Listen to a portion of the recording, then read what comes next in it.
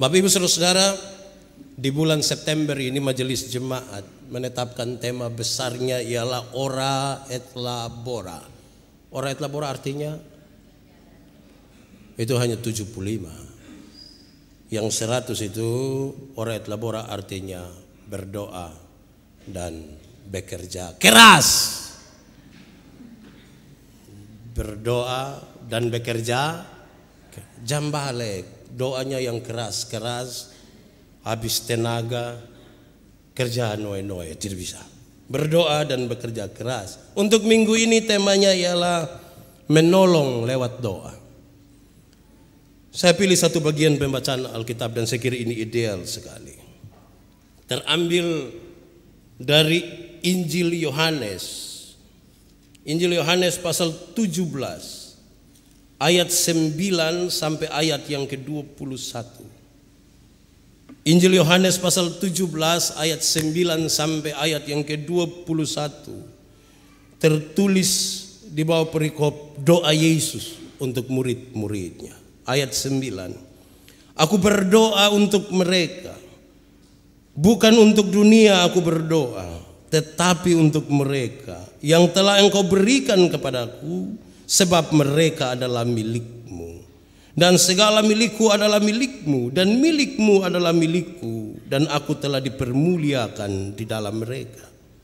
Dan aku tidak ada lagi di dalam dunia, tetapi mereka masih ada di dalam dunia, dan aku datang kepadamu. Ya Bapa yang kudus, peliharalah mereka dalam namamu, yaitu namamu yang telah Engkau berikan kepadaku, supaya mereka menjadi satu sama seperti kita. Selama aku bersama-sama mereka, aku memelihara mereka dalam namamu, yaitu namamu yang telah Engkau berikan kepadaku. Aku telah menjaga mereka, dan tidak ada seorang pun dari mereka yang binasa selain daripada dia yang telah ditentukan untuk binasa, supaya genaplah yang tertulis dalam kitab suci. Tetapi sekarang aku datang kepadamu dan aku mengatakan semuanya ini sementara aku masih ada di dalam dunia, supaya penuhlah sukacitaku di dalam diri mereka. Aku telah memberikan firman-Mu kepada mereka, dan dunia membenci mereka karena mereka bukan dari dunia, sama seperti aku bukan dari dunia. Aku tidak meminta supaya Engkau mengambil mereka dari dunia, tetapi supaya Engkau melindungi mereka daripada yang jahat. Mereka bukan dari dunia, sama seperti aku bukan dari dunia. Kuduskanlah mereka dalam kebenaran. Firman-Mu adalah kebenaran. Sama seperti Engkau telah mengutus aku ke dalam dunia, demikian pula aku telah mengutus mereka ke dalam dunia. Dan aku menguduskan diriku bagi mereka, supaya mereka pun dikuduskan dalam kebenaran. Dan bukan untuk mereka ini saja aku berdoa, tetapi juga untuk orang-orang yang percaya kepada aku oleh pemberitaan mereka, supaya mereka semua menjadi satu, sama seperti Engkau ya Bapa di dalam aku dan aku di dalam Engkau, agar mereka juga di dalam kita, supaya dunia percaya bahwa Engkaulah yang telah mengutus aku. Demikian firman Tuhan.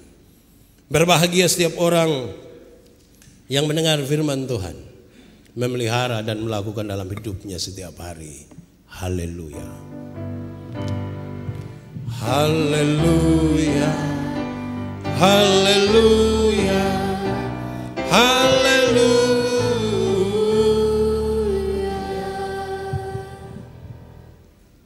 Bapak Ibu Saudara-saudara, Shalom. Sekali lagi Shalom. Pernah berdoa kasih orang? Diminta atau memang diam-diam berdoa? Yaitu masing-masing jawab sendiri.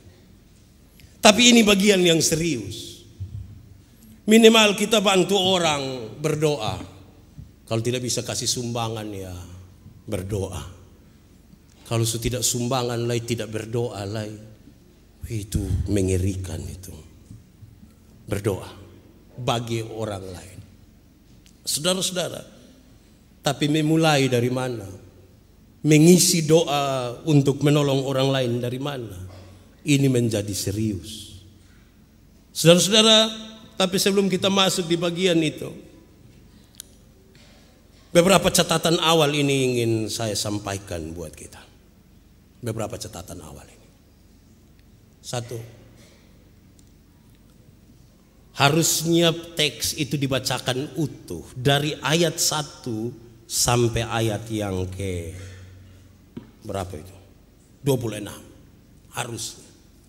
Tapi saya sengaja potong dari ayat 9 sampai ayat 21. Khusus untuk doa Yesus bagi murid-muridnya.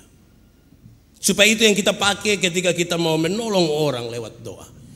Di bagian-bagian awal dan bagian terakhir adalah kredo dan ungkapan syukur. Yesus selalu bangun sistematika itu. Kredo tutup dengan ungkapan syukur. Kredo itu pengakuan iman. Doa dimulai dari pengakuan iman. Saya potong di tengah situ supaya kita memahami apa yang harus kita lakukan ketika berdoa bagi orang lain. Itu pertama. Yang kedua, saat ini biasa orang bilang begini, Pak Pendeta, Mam Pendeta, kakak dorang, kita ada masalah jadi bantu doa Dong biasa bilang begitu bantu doa Dan dengan cepat sekali kita akan bilang, iya nanti kita dukung dalam doa. Tapi apakah kemudian langsung kita berdoa? Banyak kali tidak. Kita hanya bilang, iya saya berdoa. Padahal tidak berdoa. Tipu itu. Ada yang begitu kok di sini. Bertobat Kalau su bilang berdoa, nah berdoa. Jangan. Itu kedua. Ketiga, yang menarik itu di media sosial. Di FB itu kalau mulai ada upload orang sakit, terus ada tulisan di situ, doakanlah. Banyak yang tulis di situ, Tuhan Yesus sembuhkan. Amin. Tuhan Yesus sembuhkan. Begitu kok. Kalau itu orang tidak sembuh, lantas orang lain yang tidak tahu menau dia akan bilang, kau bilang Tuhan Yesus sembuhkan. Tidak sembuh juga. Lama-lama kita melecehkan Tuhan Yesus. Hanya karena kita pun catatan, Tuhan Yesus sembuhkan. Amin. Tuhan Yesus sembuhkan. Amin. Itu catatan ketiga. Catatan keempat, berdoa untuk orang lain itu ada dua dimensi yang tidak bisa dipisahkan. Dimensi yang pertama adalah kita menolong orang lain. Tapi dimensi yang kedua adalah kita menolong diri kita sendiri. Ada banyak kesempatan sekarang untuk kita berdoa bagi orang lain, dan di bagian kita menolong diri kita adalah makin ada kesempatan kita berhubungan dengan Tuhan Allah. Makin ada kesempatan kita berkomunikasi dengan Tuhan Allah. Dalam kaitan dengan itu ada dua hal dalam hubungan kita dengan Tuhan Allah. Kan ini catatan awal untuk kita masuk nanti pada isinya. Catatan awal ini pertama disampaikan oleh Yesus menurut Matius pasal 6. Ada tiga hal awal yang harus disiapkan untuk masuk dalam doa. Salah satunya kan kita berhubungan dengan Tuhan Allah. Maka pastikan bahwa kita punya hubungan dengan Tuhan Allah baik dulu, baru kita berdoa kasih orang lain. Ini hubungan dengan Tuhan Allah buruk tapi mau berdoa kasih orang lain, tidak bisa. Kata-kata doa tidak lebih penting dari hubungan kita dengan Tuhan Allah. Sekali lagi, hubungan dengan Tuhan Allah lebih penting dari kata-kata doa kita. Banyak orang memperhatikan kata-kata dan lupa memperhatikan hubungan dengan Tuhan Allah. Kata-kata bisa direkayasa, hubungan tidak. Perhatikan duluan hubungan. Saya bilang di mana-mana hubungan itu lebih penting. Kalau saya dan Pak Mus, kami dua hubungan baik, kami dua kenal baik. Pak Mus bawa motor, saya jalan kaki, ketemu saya di jalan tanpa saya minta Pak Mus berhenti. Tanpa saya minta. Pak Pendeta, mau pergi mana? Naik. Karena kami dua punya hubungan. Karena kami dua kenal. Tapi kalau kami dua tidak saling kenal, kami dua berhubungan buruk, saya jalan kaki, bab tua naik motor, ketemu saya di jalan, bab tua berhenti juga. Tapi bab tua bilang, ojek kok om. Hubungan lebih penting dari kata-kata doa. Kalau saya mau minta saya pu istri buat teh, cara memintanya ringan karena kami dua saling kenal. Kita kenal kita pu istri toh? Kenal ku tidak? Kenal. Cara memintanya ringan, mak bikin teh do sayang. Di kelas kecil saya, gula jangan terlalu banyak ya, bapak takut sakit gula. Kan hanya meminta begitu karena kami punya hubungan. Tidak mungkin minta kepada istri Tessa kita bilang, mama buatlah segelas teh, jangan terlalu banyak gula ya, papa takut sakit gula. Lama-lama mam tua tanya, lu sehat? Hubungan itu Jadi sebelum kita berdoa kasih orang lain, pastikan bahwa kita dengan Tuhan hubungan baik dulu, supaya sebentar omongnya enak-enak dan Tuhan. Kalau saya gatal di sini dan minta ibu untuk garuk, cara memintanya gampang, ringan saja. Mama, garuk di sini, dia bilang, di situ. Cara mintanya hanya begitu. Tidak mungkin ada gatal setengah mati di sini terus kita bilang, ibunda, garulah di sini. Itu mengerikan itu permintaan itu. Ringan-ringan saja. Pastikan dulu hubungan kita dengan Tuhan. Yang kedua, saudara lihat bahwa dalam teks tadi, kalau kita baca dari awal, ketika Yesus berdoa itu, bukan saja dia memastikan hubungan dengan Tuhan yang begitu akrabnya, tetapi dia kenal betul. Dia kenal betul siapa murid-muridnya. Dia kenal betul persoalan mereka. Dia kenal betul kebutuhan mereka. Baru dia berdoa. Saya tidak ingin membawa saudara untuk setiap kali mau berdoa kasih orang harus tanya, kita perkenalan dulu. Nama siapa? Jenis kelamin, nomor sepatu, tidak perlu sampai sejauh itu. Tapi minimal kebutuhannya kita tahu. Kenapa? Berdoa bagi orang lain, berdoa untuk orang lain itu kita tidak boleh menempatkan diri seperti calo. Kadang-kadang kita berdoa kita menempatkan diri hanya seperti calo. Kita berdiri dan lapor di Tuhan. Ada orang sakit di sini, lantas kita bilang, Tuhan, sakit. Itu calo itu. Mengidentifikasikan diri dengan mereka. Baru kemudian berdoa. Di mana 2-3 orang sepakat punya hati yang sama. Apa yang kamu minta Tuhan berikan bagimu. Saya ingat waktu masih melayani di Alor. Ada satu waktu tidak ada uang sama sekali. 1 rupiah tidak ada. Tidak ada beras. Tiba-tiba datang satu anak muda di saya, dia bilang, Bapak doa dulu. Kenapa? Bapak saya ini tidak ada beras sama sekali. Tidak ada uang juga sama sekali. Saya dalam hati dia olok saya mungkin. Saya sudah tidak ada uang, tidak ada beras, baru dia datang dia omong gitu. Lalu saya bilang, jadi lupa mau kita doa minta beras. Bukan Bapak, Mama sakit. Saya berdoa dengan dia. Terlepas dari kuasa Tuhan itu, terlepas dari kuasa Tuhan. Tapi saya berdoa habis dia mama sembuh. Saya bayangkan kenapa bisa begitu. Jawabannya sederhana. Karena kami dua satu hati. Saya tidak ada beras, dia juga tidak ada beras. Saya tidak ada uang, dia juga tidak ada uang. Sama toh? Dalam hati yang sama itu kita sepakat meminta sesuatu kepada Tuhan. Dan Tuhan mau, kan Tuhan pun mau begitu. Tapi minimal kita punya hati sepakat untuk itu. Jangan jadi calo kalau berdoa ke seorang. Sebab kalau orang yang berdoa jadi calo itu dia suka pilih-pilih orang baru dia berdoa. Kalau berdoa kasih orang kaya dia pilih dia, baik-baik. Kok kita berdoa kasih kok rumah tangga kok. Berdoa untuk usaha kok. Berdoa untuk anak-anak kok. Lama-lama bukan bab tua yang kasih tahu, dia kasih tahu kembali bab tua. Tapi kalau berdoa kasih orang susah dia hanya bilang tutup mata kok kita berdoa. Kalau Tuhan berkenan hidup, kalau Tuhan tidak berkenan. Tapi baik hidup baik mati semuanya milik Tuhan. Itu terlalu betul itu. Kita tidak ada hati sekali.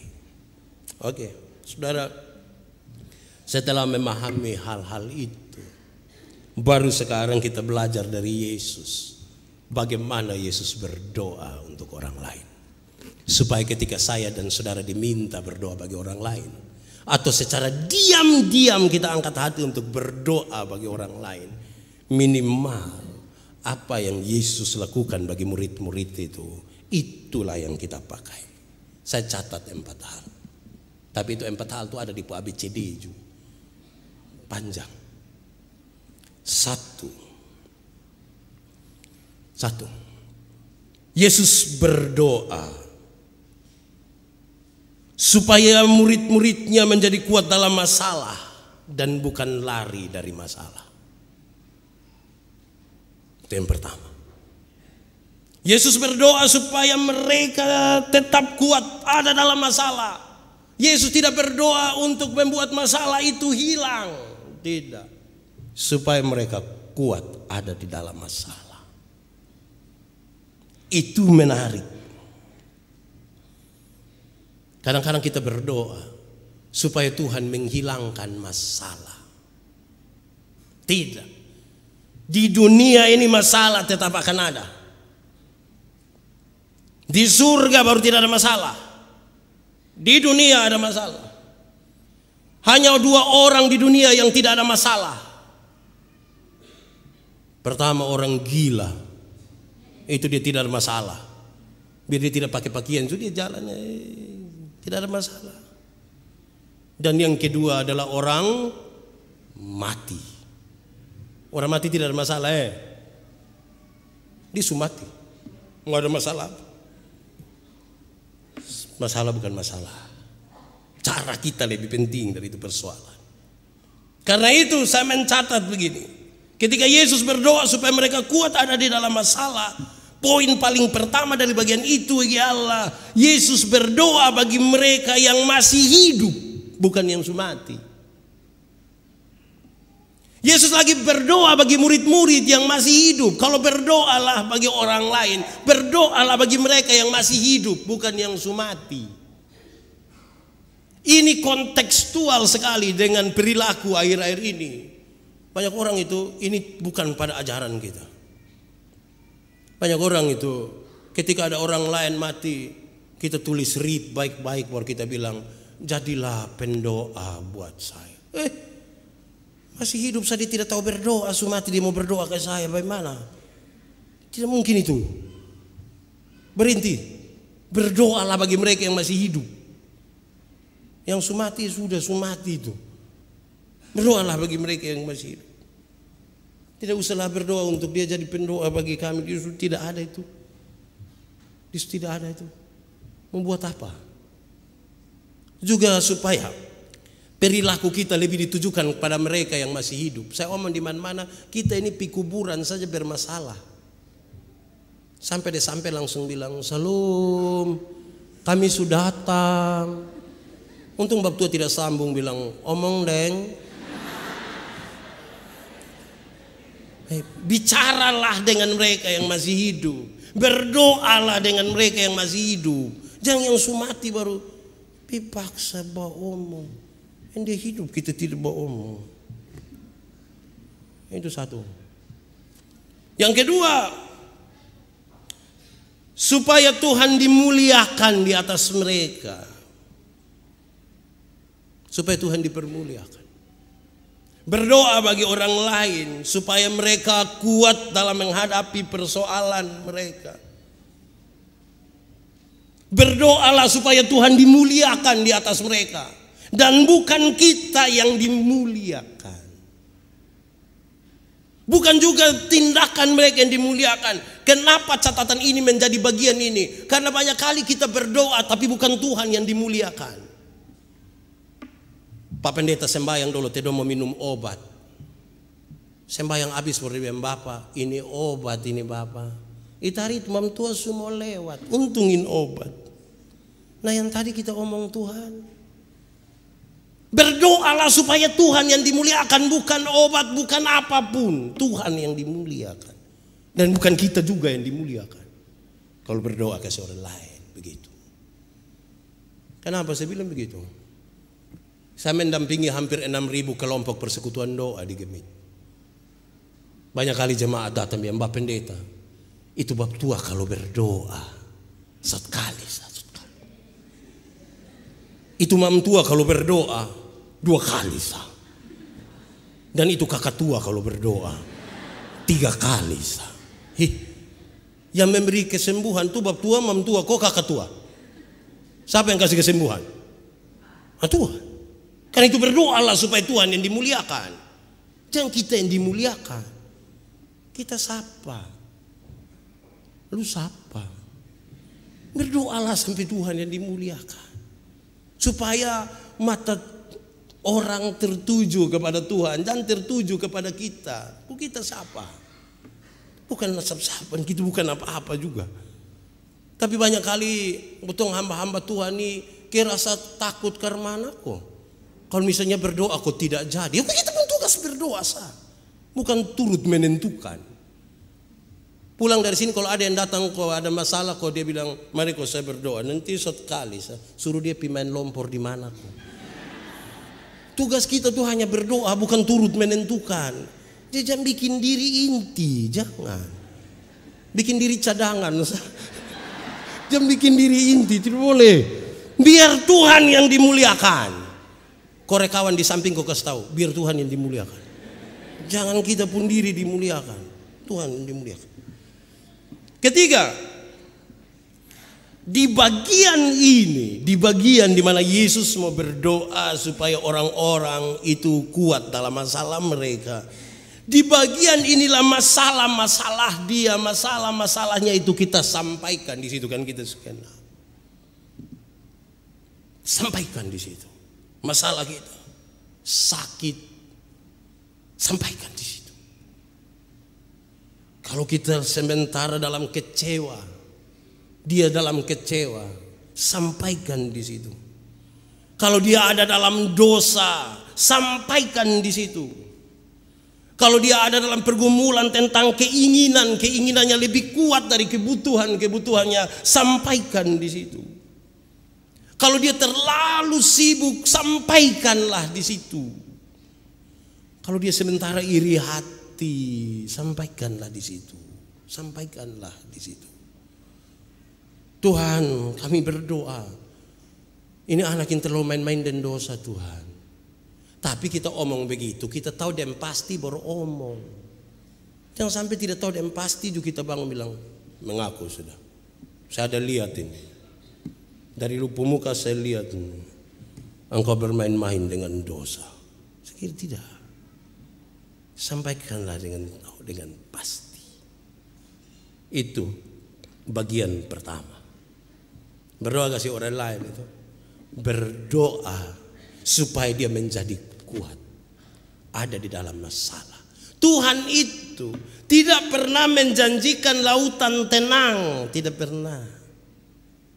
Bukan laut kalau tidak ada gelombang. Bukan laut kalau tidak ada gelombang. Air yang tidak ada gelombang dia pun nama Aqua.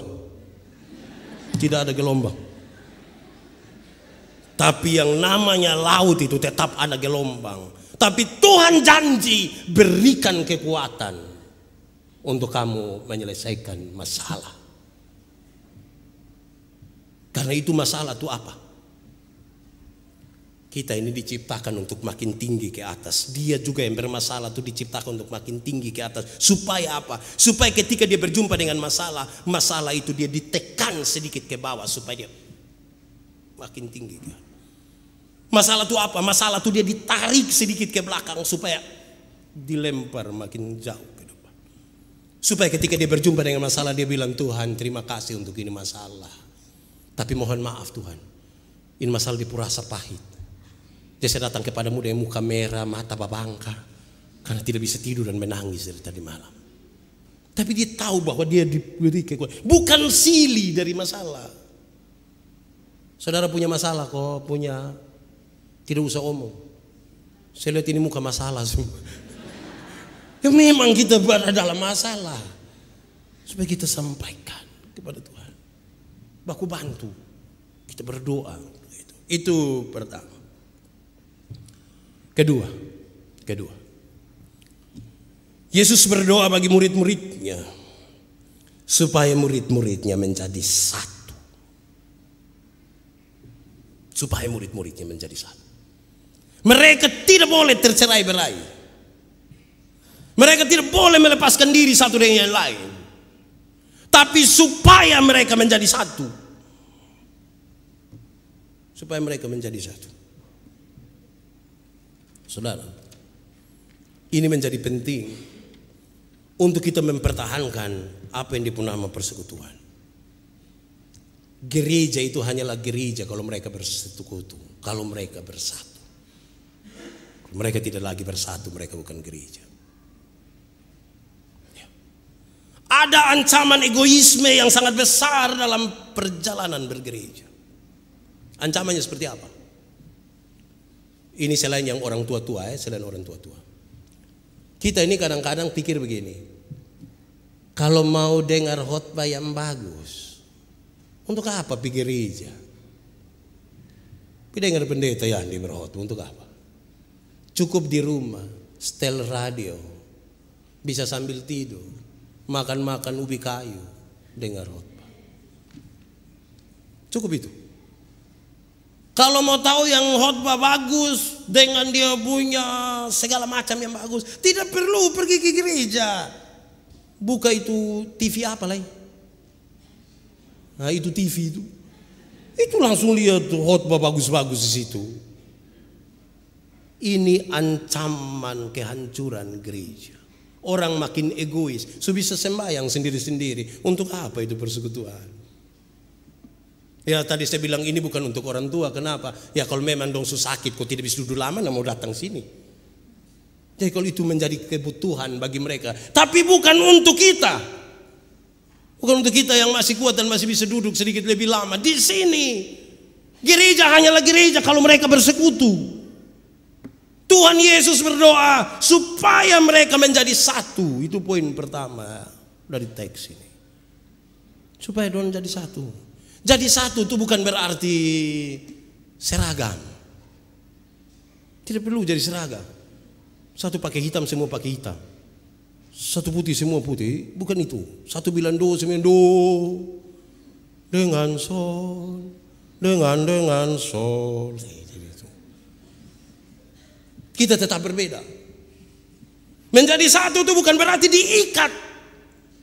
Kucing dengan anjing ikat 20 ekor baru yang penting kamu 21. Tidak. Dong bakal lain terus itu. Supaya mereka menjadi satu dalam perbedaan mereka. Saya khotbah di mana-mana saya bilang persekutuan gereja itu harus sama seperti kolak. Seperti apa? Tahu kolak? Pernah makan kolak?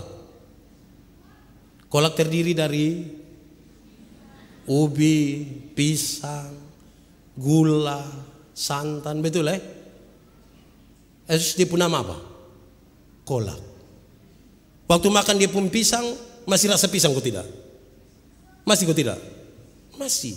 Tapi dia diberi cita rasa yang baru oleh rasa yang lain. Tidak berusaha untuk saling menghilangkan satu dengan yang lain di situ. Kolak. Makan kolak. Kolak itu kan sama-sama di situ. Ubi pisang dong sama-sama. Tidak mungkin kita mau makan kolak kita pergi makan pisang di situ. Harus pindah makan ubi di situ.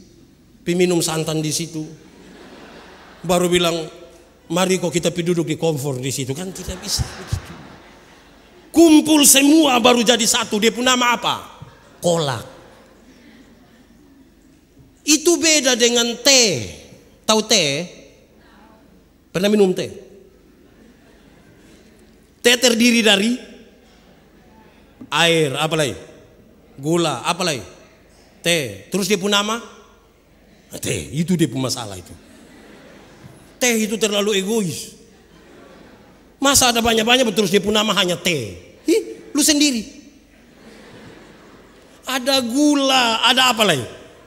Air, ada teh, ada gelas juga. Terus dia pun nama apa? Teh. egois itu. Persekutuan jangan ke T. Boleh bikin status ya. Persekutuan jangan ke T. Persekutuan harus ke kolak. Harus. Tidak harus seragam. Tidak harus seragam. Ada yang tukang bikin teceke. Ya, persekutuan. Yesus berdoa bagi persekutuan itu. Ya, jaga kita persekutuan, jaga. Jadi satu. Jadi satu, itu dahsyat itu. Itu hebat. Saudara, ini tembok. Ini nama tembok toh. Tembok terdiri dari apa coba? Ada semen, ada apa lagi? Pasir, ada apa lagi? Air. Nah, saudara lihat, pasir masih kelihatan di sini. Masih kok tidak? Kalau pasir tidak kelihatan, mari kita sepakat angka buang pasir semua dari ini. Bisa berdiri tembok. Tidak.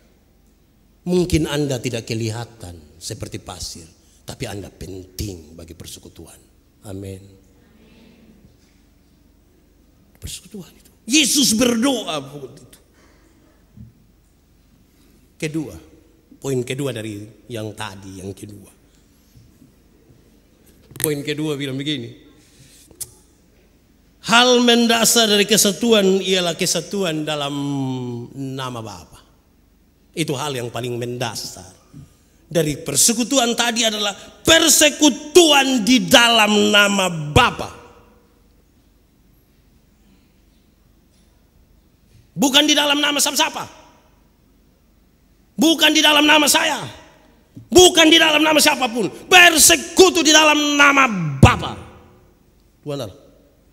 Bukan saya. Bukan kita. Saudara, ada yang semua bercerai? Tidak ada ya. Jangan omong juga, tidak baik. Kalau Anda tetap mempertahankan pernikahan itu, Anda rindu untuk bersekutu, tetap sebagai suami istri, itu dipertahankan di dasar nama Bapa. Jangan mulai dari pembicaraan seolah-olah karena anak. Pak, saya hanya pikir ini anak dongsa. Kalau tidak mungkin saya ada anak dengan yang lain. Tidak bisa begitu. Tidak boleh begitu. Kita bersekutu di atas dasar nama siapa? Bukan di atas yang lain. Jadi kalau pernikahan itu kita jaga, bukan karena anak-anak. Bukan. Tapi karena apa? Bapa. Saya hanya pikirin anak-anak. Saya hanya pikir ini harta dong Bapak. Saya hanya pikir perasaan saya. Anda tidak akan menikmati hidup itu dengan baik. Tidak akan.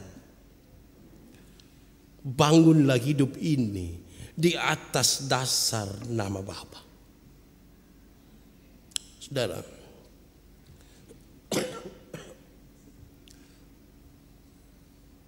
agak keluar sedikit Saya mau ajak kita untuk memahami siapa atau apakah itu nama Bapa.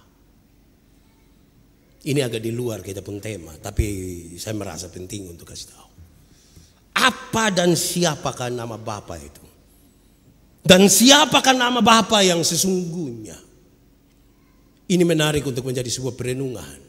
Kenapa? Saudara, dulu Tuhan Allah itu tidak dikenal. Tidak dikenal. Sampai kepada Abraham.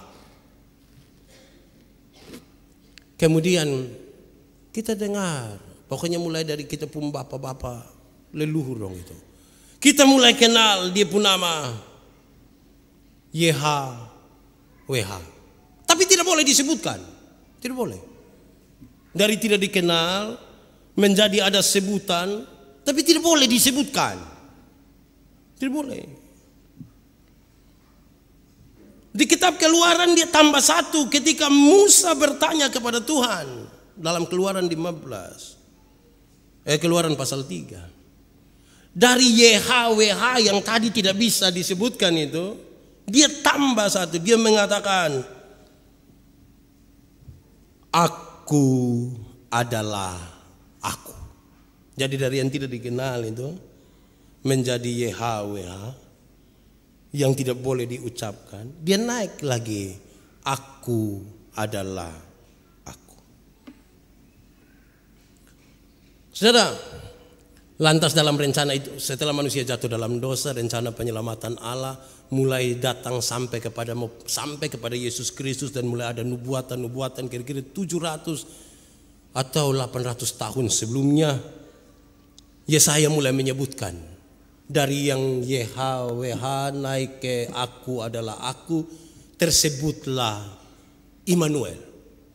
Perempuan ini akan melahirkan seorang anak dan dia akan disebutkan Immanuel. Di Yesaya pasal 7. Tapi Immanuel yang mana?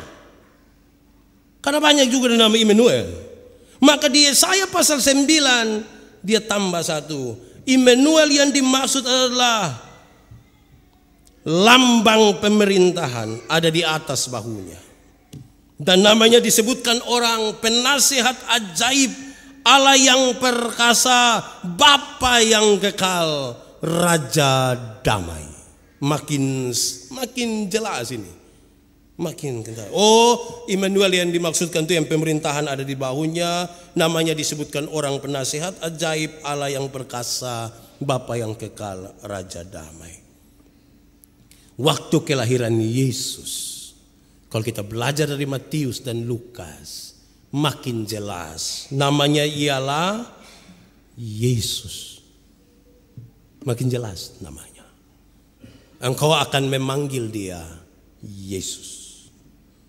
Dan kalau kita baca di Yohanes pasal 5 ayat 43. Aku datang dalam nama Bapakku, dan kamu tidak menerima aku, Yesus. Saudara lihat, sudah sangat jelas. Dan kalau kita geser lebih jauh dalam Filipi pasal 2, kita baca dari ayat 5 sampai ayat 11.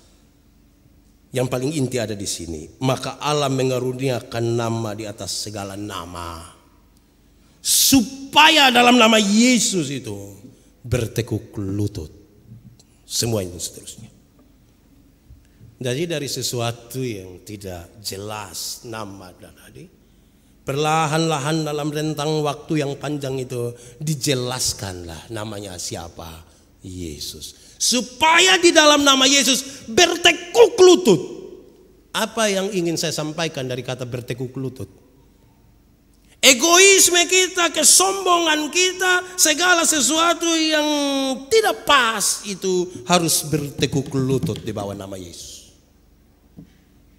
Bertekuk lutut di bawah nama Yesus. Tidak ada masalah yang lebih besar dari nama Yesus. Dan yang bertekuk lutut di dalam nama Yesus akan mengikuti apa yang Yesus mau. Amin. Saya suka kasih contoh. Kalau baca dari Yohanes pasal 14, jangan berhenti di ayat 6. Lanjut, ayat 12 itu menarik. Ayat 12 bilang, barang siapa percaya kepadaku, percaya kepada Yesus, melakukan pekerjaan-pekerjaan yang aku lakukan. Caranya bagaimana? Berarti yang percaya Yesus harus takluk di bawah Yesus, ikut yang Yesus mau. Terus berkaitan dengan pemberitaan ini saya ingin sampaikan begini. Itu berarti suami-suami yang percaya kepada Yesus harus ikut Yesus mau.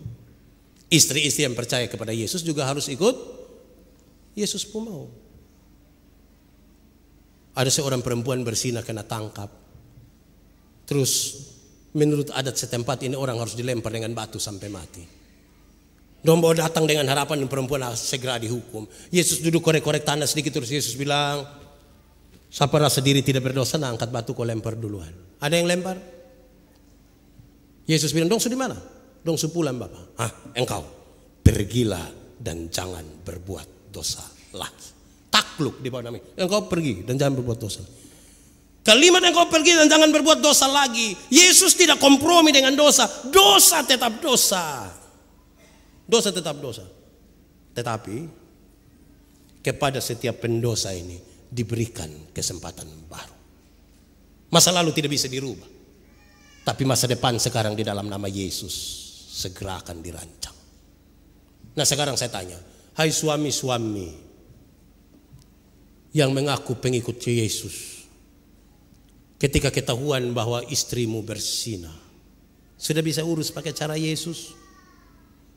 Mama, pergilah dan jangan buat dosa lagi. Itu mengerikan itu. Banyak suami akan bilang, mama pergilah dan jangan pulang lagi. Pipi terus.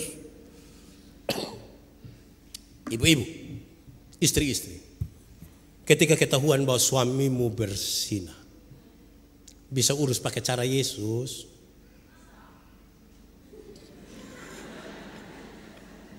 Deng sapa? Papa, pergilah dan jangan buat dosa lagi. Pasti Bapak bilang, puji Tuhan, Mam tua tidak marah. Banyak ibu-ibu tidak begitu. Dong berdiri di pintu baru dong bilang, lu kira lu sendiri yang bisa? Lu jangan lihat umur 40 tahun begini, tapi berapa yang kecewa. Wah. Itu tidak takluk di bawah nama Yesus. Kamu jangan renungkan, ini bukan bagian remaja. Ini untuk orang tua. Kamu jangan renungkan. Takluk di bawah nama Yesus. Persekutuan itu aman. Saudara, ketiga, ada dua ya. Ketiga, Yesus berdoa supaya murid-muridnya dilindungi dari si jahat. Yesus berdoa supaya murid-muridnya dilindungi dari si jahat. Ya kita juga berdoa supaya orang-orang dilindungi dari si jahat. Jangan jadi penjahat. Dia dilindungi. Siapakah itu si jahat? Iblis. Saya mencatat 1-2 hal untuk direnungkan dari bagian ini. Satu, dunia ini, di dalam dunia ini ada sistem yang iblis bangun. Ada sistem, ada mekanisme yang iblis bangun. Dan dia rindu sekali untuk orang-orang yang percaya kepada Tuhan masuk dalam sistem itu. Berdoalah supaya mereka jangan masuk ke dalam sistem itu. Berdoa. Saudara, ini serius. Kita harus berkuasa atas itu setan-setan dong itu. Setan-setan harus jauh dari kita. Kalau tidak kita masuk dalam sistem itu. Saya suka tanya orang, kita takut setan atau setan takut kita? Jawab. Atau kita dan setan bakas takut? Kadang-kadang kita kas takut setan, kadang-kadang setan kas takut kita. Jangan masuk di dalam situ. Kita harus menang terhadap sistem yang iblis bangun itu. Saya berkhotbah di beberapa acara penghiburan. Saya bilang, hai, Papa Sumati. Papa Sumati itu dia supi terus. Tapi ingat, iblis bisa memanipulasi itu. Saya cerita saya pun pengalaman sam-sam dan Pak Pendeta Jontri. Kalau dia terlalu ingat dia pun Bapa. Iblis memanipulasi itu. Bahkan dia tidur sebab Tuhan bisa selimut kau tutup dia. Dia datang di Kupang, setiap kali dia tidur Bapak Tuhan duduk di ujung tempat tidur. Di satu titik dia nikmati, tapi pada titik yang lain dia sangat terhancurkan. Dia malam-malam tidak bisa tidur. Dia datang di sana bilang, kakak berdoa dulu. Kami dua berdoa. Berdoa malam pertama habis, aman, tidur. Saya lihat dia pemuka lain. Besok saya tanya, Bu, kenapa kau pemuka begini, bergigi 3? Dia bilang, oh itu saya pembapa itu. Wah, besok malamnya kami dua berdoa, Tuhan, supaya dia jangan diganggu oleh ini manipulasi iblis ini. Kami 3 orang berdoa, tambah 1 teman di hari kedua. Pas kami berdoa, tiba-tiba dia pembapa berdiri di muka pintu. Dia pembapa berdiri di muka pintu dan saya dengan yakin sekali saya bilang, kalau benar engkau dia pembapa, masuk. Kami tidak sendiri, kami dengan Yesus. Ini kan sulewat kejadian, makanya saya omong begitu. Waktu masih ada masalah waktu itu, waktu pas bab tua berdiri di situ, saya bilang, kalau benar lu dia pembapa masuk, kami tidak sendiri.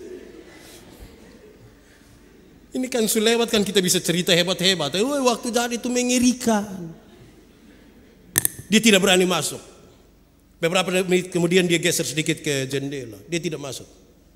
Dan setelah hari itu, sampai hari ini dia tidak pernah muncul lagi.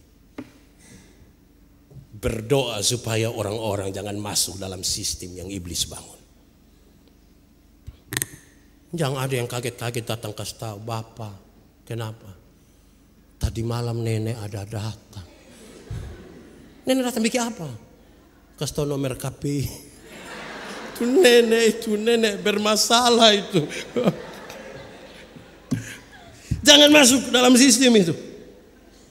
Kedua saudara-saudara, orang beriman itu bukan milik dunia. Yesus berdoa dalam pemahaman yang dahsyat, orang beriman itu bukan milik dunia dan dipisahkan dari dunia. Tinggal dalam dunia, tapi tidak dari dunia, dipisahkan dari dunia. Padahal tinggal di dalam dunia. Ayat 14, 16, 19. Kita tinggal dalam sini. Kayak ikan itu tinggal di laut, tapi tidak asin. Kecuali kalau sudah jadi ikan kering, baru asin. Tinggal di situ, tidak asin. Tinggal di dalam dunia, tapi bukan milik dunia ini. Itu yang serius. Maka tidak berlaku pepatah yang mengatakan masuk kandang kambing mengembik, masuk kandang ayam hilang. Tidak bisa begitu. Tidak bisa. Identitas menjadi penting. Kalau Anda dikenal dunia sebagai milik Kristus, Kristus harus dikenal dalam dirimu. Tetap tinggal dalam dunia, tapi tidak menjadi bagian milik dari dunia ini. Ketiga, Yesus berdoa dengan maksud supaya manusia tidak meninggalkan dunia. Tidak meninggalkan dunia. Dia tetap ada di dalam dunia. Dalam dunia itu dia tetap akan punya cinta. Dia butuh makan minum, dia berusaha, dia melakukan semua. Yesus tidak mau orang diambil dari hal-hal ini, tetap ada di situ. Tapi tidak diambil oleh dunia ini. Mereka berbeda dengan dunia ini. Semua orang yang tidak kenal Kristus itu tinggal dalam dunia. Mereka juga bercinta, mereka juga punya ini, punya itu, punya segala macam. Tapi apa yang membedakan orang-orang percaya dan yang tidak percaya? Mereka harus didoakan supaya mereka tidak serupa dengan dunia ini. Berubahlah oleh pembaharuan budimu. Ubah itu dunia oleh pembaharuan budimu, menjadi berbeda. Saya suka berkhotbah dan saya bilang, ada satu lagu ini butuh ditelusuri ulang. Biarpun miskin ilmu uang ku tak punya. Tahu lagu ini? Coba kita menyanyi sedikit Oke, 1, 2, 3. Biarpun miskin ilmu uang ku tak punya, tapi ku punya Yesus. Yakin kalau miskin senang? Tuhan kita kaya atau miskin? Lalu kenapa dipanahnya miskin? Kemungkinan besar kan pemalas. Kalau supaya malas tambah parakus, miskin. Miskin ilmu, kasihan. Tinggal dalam dunia tapi tidak direnggut oleh dunia. Yang berikut dalam poin ini, Yesus ingin berdoa supaya murid-muridnya menjalankan amanat Tuhan dalam dunia. Amanat Tuhan, pergilah, ubah itu dunia oleh pembaharuan budimu. Amanat Tuhan yang dijalankan bukan amanat manusia. Bukan pesan-pesan manusia. Pesan-pesan Tuhan yang harus dijalankan. Dan ingat, dunia tidak suka itu. Di teks tadi jelas, dunia menolak itu. Tapi amanat Tuhan harus dijalankan. Ayat 18. Harus. Dunia pasti tidak suka. Tidak suka. Tetapi ya, sudah begitu, sudah. Mau ke mana? Saya ingat saya pindah pikai Neno. Dari Sabu pindah pikai Neno. Kata sambutan itu mengerikan. Saya kata sambutan hampir 3,5 jam. Baru masuk ini. Dia bilang kata-kata sambutan dari pendeta baru. Saya 3,5 jam. Dong pikiran. Di ujung dari kata-kata sambutan itu saya tanya, pendeta yang baik itu yang ke mana? Dorang masih diam, saya arahkan mereka untuk ikut. Saya bilang, pendeta yang baik itu ikut jemaat Pumau kok? Dong separuh bilang, iya Bapak. Saya bilang tidak. Pendeta yang baik itu ikut Tuhan Pumau. Syukur-syukur kalau pas dengan yang jemaat mau. Pak, nanti orang tidak suka. Tidak apa-apa. Yesus datang seorang tidak suka, apalagi saya. Yesus datang langsung seorang tidak suka. Itu Yesus, apalagi saya. Bapak mama saya bilang, Bapak mama dong. Yang paling saya takut itu adalah bukan jemaat tidak suka saya. Yang paling saya takut itu kalau saya punya istri tidak suka saya. Saya pikiran itu. Pulang saya tidur di mana? Saya makan di mana? Itu mengerikan itu. Menjalankan amanat. Tapi godaannya besar. Kan itu berdoalah. Berdoalah. Untuk hal itu. Keempat terakhir. Yesus berdoa agar mereka dikuduskan dari dalam kebenaran. Jadi doa Yesus itu kepada murid-muridnya supaya mereka dikuduskan dalam kebenaran. Dikuduskan berarti dipisahkan dari dunia dan jajahan dunia. Dipisahkan dia. Dia tinggal dalam dunia tapi dipisahkan. Paling tidak dari pencobaan Yesus di gurun kita memahami hal-hal ini. Dia dipisahkan dari kerakusan kekuasaan. Dipisahkan, dikuduskan dari kerakusan akan makan minum dan penonjolan diri serta upaya untuk pamer ilmu. Yesus, kalau engkau anak-anak coba rubah batu ini untuk jadi roti supaya saya makan. Mereka harus dikuduskan dari hal-hal itu. Harus. Tetapi yang kedua, mereka bukan saja dikuduskan dari posisi mereka seperti yang tadi saya bilang pertama, tetapi watak mereka harus dikuduskan. Harus. Watak mereka harus dikuduskan. Pertobatan itu harus dimulai dari pertobatan di sini. Baru dia membentuk pola, baru kita bangun hidup. Tapi kalau dari pemalas gereja langsung kita saya akan rajin gereja. Tapi tidak dimulai dari pertobatan di dalam. Itu lama-lama juga capek. Pertobatan dimulai dari pertobatan cara berpikir. Bertobat duluan dari cara berpikir. Orang yang suka mencuri, pertobatan dia harus pertobatan cara berpikirnya tentang pencuri, tentang curi. Nanti aman itu baru dapat barang dia tidak ambil. Tapi kalau tidak dia bilang kejahatan timbul bukan hanya karena niat pelaku, tapi juga karena ada kesempatan. Pertobatan harus mulai dari sini. Dua yang terakhir. Mereka dikuduskan untuk masuk pada tugas khusus mereka. Di antara kita pun tugas itu ada satu tugas. Tugas untuk membawa jiwa-jiwa datang kepada Tuhan. Dalam kapasitas apapun. Mereka harus dilengkapi. Supaya mereka masuk di situ. Dan saudara lihat sekarang. Inilah hal-hal yang Yesus inginkan ketika dia berdoa bagi orang lain. Berdoa supaya mereka kuat ada dalam masalah. Bukan menghilangkan masalah.